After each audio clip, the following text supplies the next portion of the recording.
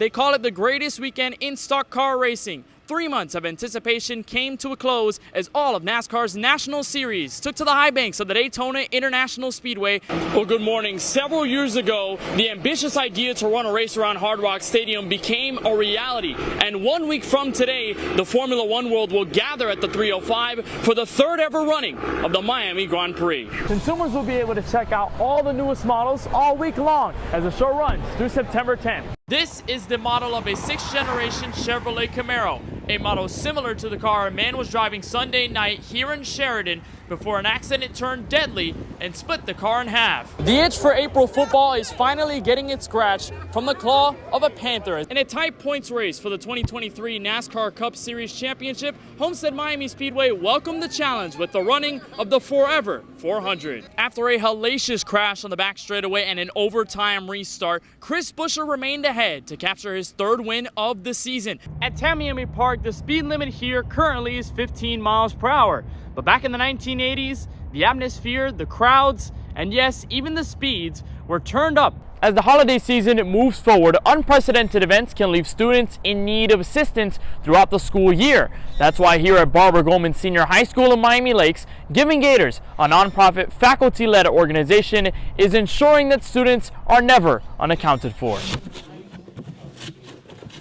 Weekdays after classes, students come to the Lone Pantry in the school to help the crew at Giving Gators, a nonprofit that started in 2014. It is all part of the greater initiative to assist others in need. Would trade spaces with you any day, just because they don't have something that I might not have. There's other people that, the Giving Gators have helped that that were traded in a heartbeat. Among those part of the small group of faculty leading the organization is Dennis Brennis. Brennis says the journey of the nonprofit's mission for him comes full circle. I remember coming to school and seeing a bunch of my friends that were extremely poor and underprivileged, and I swore, as funny as that sounds, I swore whenever I made it or whenever I was doing good as a business person, and that I would come back and give back to the community. Today, the organization collaborates with Miami-Dade County Public Schools and holds drives throughout the year, an accomplishment that co-founder Darlene Garcia believes is massively rewarding. Just seeing their smiles when you give them that backpack, when you give them a toy for Christmas, when you give them the food that they need, it's the best reward ever. Giving Gators remains with its plans to expand and continue to assist as the new year rolls around in 2024. Reporting in Miami Lakes, Kenneth Bueno, Caplin News. The schedule for Saturday and Sunday was supposed to signify the start of the 2024 NASCAR season, but both the Xfinity Series opener and the running of the 66th annual Daytona 500 are postponed due to the threat of rain. Precipitation was the real winner over the weekend as weather held back most track activity on Saturday. But it didn't stop a small window of dryness to let the Xfinity Series run qualifying laps, an important race in itself, against each other and the forecast. Yeah, I think I feel good. I feel like we brought a good car here. We just got to make sure we get through qualifying since we're one of the last cars.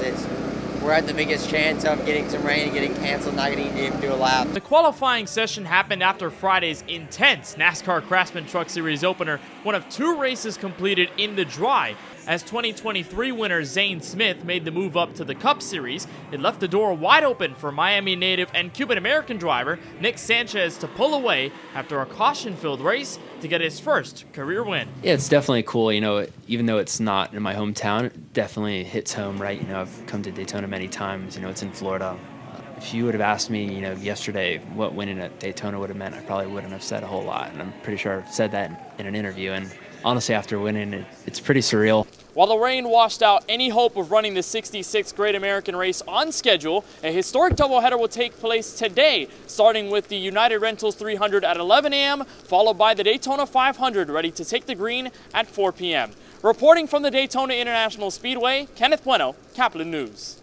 In the span of 24 hours. Yeah, it's rapidly strengthened all the way since it's formed. Just this time yesterday, it was a tropical depression. Tropical depression Beryl went from minor threat to major storm. Certainly would be very early for a major hurricane to occur anywhere in the Atlantic basin. We don't typically get most of those occur typically in the peak months of August, September, October. So it is very unusual. A sign present in hurricane-prone places like Miami. that dealt with its own share of heavy rains and thunderstorms over the weekend. And while the United States is not currently under threat by Hurricane Beryl, ankle-deep water like this may go significantly higher and have the chance to, because forecasters expect this hurricane season to be the most active since 2020. Yeah, I mean, it's certainly an indication that conditions are lining up to be favorable across the basin. NOAA is forecasting an above average season. We're watching two other systems at the moment, one moving into the southern Gulf of Mexico and another farther out in the eastern Atlantic, that both have a shot at becoming a tropical depression or tropical storm over the next several days. So this may just be the beginning of an active period. Beryl is now the second named storm of the 2024 season as it pushes through the Caribbean, and the National Oceanic and Atmospheric Administration foresees a range of 17 to 25 named storms. At this point, we don't see a threat to the mainland U.S. from this system, but we'll keep watching it. That would still be quite far down the road. Hurricane Beryl's winds are now hitting 120 miles per hour, and islanders have been scrambling to put emergency preparations into place, with hundreds of people across Barbados evacuating to shelters.